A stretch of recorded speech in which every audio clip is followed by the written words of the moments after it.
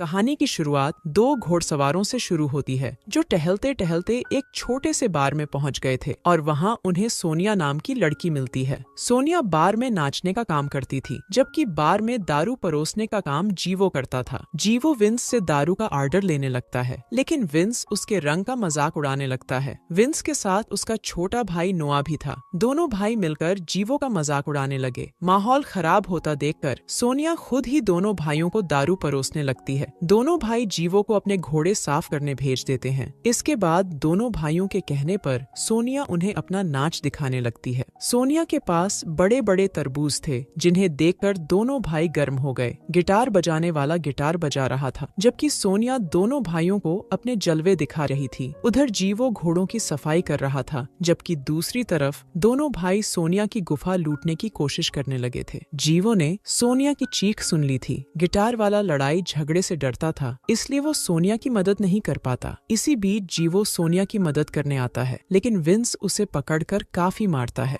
नोआ ने अभी भी सोनिया को दबोच रखा था। देखते ही देखते बार में दोनों भाइयों का बॉस भी आ जाता है। वो आते ही नोआ को पीछे से पकड़कर कहता है कि हमें घोड़े खरीदने जाना है, ना कि लड़की के साथ समय खराब करना है। इसी बीच जीवो की नजर बॉस की रिंग पर पड़ती है। रिंग देखकर उसे कुछ याद आ जाता है। बॉस के कहने पर दोनों भाई उसके साथ चले जाते हैं। उनके जाने के बाद जीवो खुद को संभालता है। सोनिया की गुफा तो बच गई थी, लेकिन वो अभी भी काफी डरी हुई थी। अगले दिन जीवो अपने घोड़े पर बैठकर एक बड़े से स्टेबल में आता है। वो यहाँ काम ढूंढने आया था, क्योंकि उसने बार का काम छोड़ दिया था। स्टेबल में मेसन और रोगन नाम के लड़के भी काम करते थे। जीवो जब रोगन से काम मांगता है तो रोगन उसे बताता है कि यहाँ तुम्हारे लिए कोई काम नहीं है, मगर जीवो को हर हाल में काम चाहिए था, इसलिए रोगन उसे साफ सफाई का काम दे देता है। कुछ देर बाद स्टेबल में रीना नाम की लेडी आती है। वो यहाँ अपने घोड़े की सफाई करवाने आई थी और वो अपना घोड़ा छोड़कर चली जाती है। रीना का घर पास में ही था और वो उसी बॉस की पत्नी थी जिसने सोनिया की गुफा बचाई थी। थोड़ी देर बाद बॉस घोड़े खरीदकर वापस आ जाता है और उसके कहने पर सभी को संभालकर बांध दिया जाता है। जीवो साफ सफाई कर रहा था। विंस की नजर जैसे ही उस पर पड़ती है तो वो उसे पकड़कर डराता धमकाता है। वो उसे उसकी हर बात मानने को कहता है और साथ ही साथ उसे अपने से दूर रहने को भी कहता है। बाहर रीना अपने घोड़े की सफाई करते करते रोगन से बातें करने लगती है। वो चाहती थी कि रोगन उसकी गुफा में धमाके करे, क्योंकि उसका पति उसकी प्यास नहीं बुझा पाता था, मगर रोगन अपने बॉस से बेहद डरता था, इसलिए वो उसकी बात को टाल देता है। इसी बीच जीवो छुपकर रीना को देखने लगा। बॉस ने भी देख लिया था कि जीवो उसकी बीवी रीना को देख रहा है। इससे पहले कि वो कुछ कर पाता, जीवो फिर से काम पर लग जाता है। रात को जीवो बॉस के घर पर नजर रख रहा था। रीना चाहती थी कि उसका पति उसकी गुफा में धमाके करे, मगर जब बॉस थकावट का बहाना बनाता है तो रीना उसके मुंह पर थूकती है। जीवो ने दोनों की सारी बातें सुन ली थी। वो जब घर से बाहर निकल रहा था तो विंस और नोआ उसे देख लेते हैं। कुछ देर बाद विंस ने बॉस को सब बता दिया था, जिसके बाद बॉस जीवो को मारने पीटने लगा। बॉस उससे कहता है कि तुम सुबह भी मेरी बीवी को देख रहे थे और अब तुम मेरे घर पर नजर रख रहे थे। जीवो को काफी मारने के बाद बॉस उसे काम से निकाल देता है। अगले दिन रीना अकेली ही घोड़सवारी करने चली जाती है।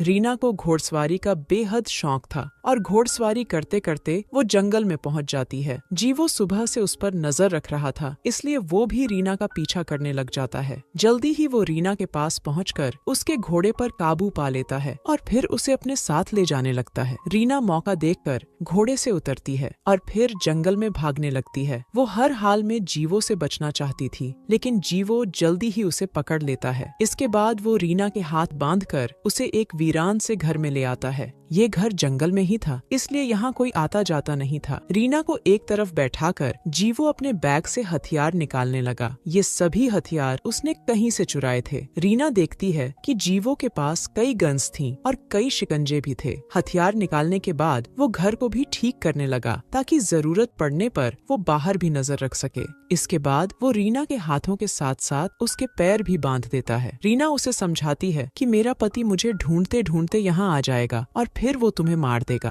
जीवो यही तो चाहता था कि बॉस यहाँ आए, इसीलिए तो वो इतनी तैयारी कर रहा था। उधर बॉस भी काफी परेशान था क्योंकि रीना काफी देर से वापस नहीं आई थी। वो अपने बंदों को रीना की तलाश में लगा देता है। दूसरी तरफ जीवो घर के बाहर शिकंजे लगा रहा था ताकि जब बॉस के बंदे उसके पास आएं तो वो शिकंजों में फंस जाएं। शिकंजे लगाने के बाद वो कई जगह गन्स भी छुपा कर रखता है। उधर बॉस के बंदों को रीना कहीं नहीं मिलती। नोआ को जंगल में रीना की हैट मिली थी, जिसे देखकर वो समझ गए थे कि रीना जंगल में ही कहीं है। कुछ देर बाद रात हो गई। जीवो इस वक्त रीना के पास ही था। वो पहले खाना खाता है और जब वो रीना को खाने के लिए देता है तो वो मना कर देती है। खाना खाने के बाद वो जब सोने लगा तो रीना उससे पूछती है कि तुम ये सब क्यों कर रहे हो? अगर तुम मेरी गुफा लूटना चाहते हो तो मजे से लूट सकते हो, क्योंकि मेरा पति मेरी प्यास नहीं बुझा पाता है। उसकी बातें सुनकर जीवो इतना गर्म हो गया कि वो जल्दी जल्दी रीना की गुफा में धमाके करने लग जाता है। धमाके करने के बाद वो रीना को बताता है कि वो उसे यहाँ क्यों लेकर आया है। असल में कई साल पहले बॉस और उसके बंदों ने जीवो की बहन के साथ जबरदस्ती की थी। उन सालों ने उसके साथ इतनी बेरहमी की थी कि वो तड़प तड़प कर मर गई थी। बस उसी दिन से जीवो ने बदला लेने का फैसला कर लिया था। कई सालों बाद उसने बॉस को उसकी रिंग से पहचान लिया था, क्योंकि बॉस ने वही रिंग पहन रखी थी जो उसने जीवो की बहन की मौत के समय पहन रखी थी। जीवो जानबूझकर रीना को यहाँ लेकर आया था ताकि उसके पीछे पीछे बॉस आए और वो उसे मारकर अपनी बहन का बदला ले सके। जीवो की बातें सुनकर रीना को अपने पति से नफरत हो गई। इसी बीच जीवो कोई आवाज सुनकर छुप जाता है। इसके बाद वो कई गोलियां चलाता है जिनसे मेसन मारा जाता है। मेसन रीना को ढूंढते ढूंढते यहाँ तक पहुँच गया था, लेकिन जीवो के हाथों मारा गया था। उधर बॉस के बाकी बंदे भी रीना को जंगल में ढूंढ रहे थे। सुबह होते होते उनकी नजर मेसन की लाश पर पड़ती है। जीवो ने उसकी लाश एक जगह उल्टी लटका दी थी ताकि जो भी उसे देखे उसकी रूह कांप जाए। मेसन की लाश देखकर बॉस के बंदे सतर्क हो गए। तीनों ने जल्दी ही जीवो का घर देख लिया। विंस अकेला ही घर की तरफ बढ़ने लगा, जबकि नोआ और रोगन घर पर गोलियां चलाने लगे थे। विंस जैसे ही घर के पास पहुंचता है तो उसकी नजर रीना पर पड़ती है। वो जल्दी जल्दी उसके पास आकर उसके हाथ खोलने लगा। इसी बीच जीवो भी उसके पीछे पहुंच जाता है। वो विंस पर एक चाकू फेंक कर मारता है, जिसके बाद साला विंस भी मारा जाता है। विंस की मौत के बाद जीवो बाकी बदमाशों पर भी गोलियां चलाने लगता है। कुछ देर गोलियां चलाने के बाद वो घर से भागता है ताकि सामने वालों को चकमा दे सके। वो जल्दी जल्दी उसी जगह पर आता है यहाँ उसने गन छुपा रखी थी। वो एक जगह छुपकर फिर से गोलियां चलाने लगता है और इस बार रोगन मारा जाता है। नोआ अकेला रह गया था, इसलिए वो साला डरकर भागने लगता है। भागते भागते वो एक शिकंजे में फंस जाता है और उसकी गन भी उससे दूर गिर जाती है। जल्दी ही जीवो भी उसके पास आ जाता है। वो जब उसे मारने लगा